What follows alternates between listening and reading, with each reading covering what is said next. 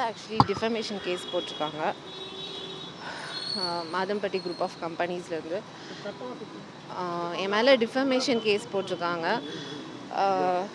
இந்த மாதிரி நான் வந்து ஃபேக் அலிகேஷன்ஸ் வைக்கிறேன், அவதூறாக பேசுகிறேன் அப்படின்னு. நான் எந்த ஃபேக் அலிகேஷனுமே வைக்கல. நான் இப்போவும் ஃபைட் பண்ணுறது இந்த குழந்தைக்காக மட்டும்தான். இந்த குழந்தைக்கு ஒரு ஜஸ்டிஸ் வேணுங்கிறதுக்காக தான் நான் ஃபைட் பண்ணுறேன்.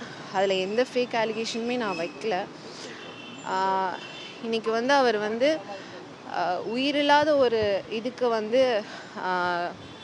ஃபைட் பண்ணுறாரு அவர்.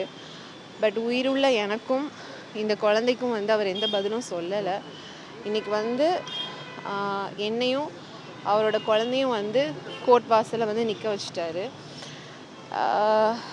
நான் வந்து ஒரு 20 days ஆச்சு கமிஷனர் ஆஃபீஸில் கம்ப்ளைண்ட் கொடுத்து. பட் அதுக்கான எந்த ஒரு நடவடிக்கையும் எடுக்கலை. பிகாஸ் அவருக்கு நிறைய இன்ஃப்ளூயன்ஸ் இருக்கிறதுனால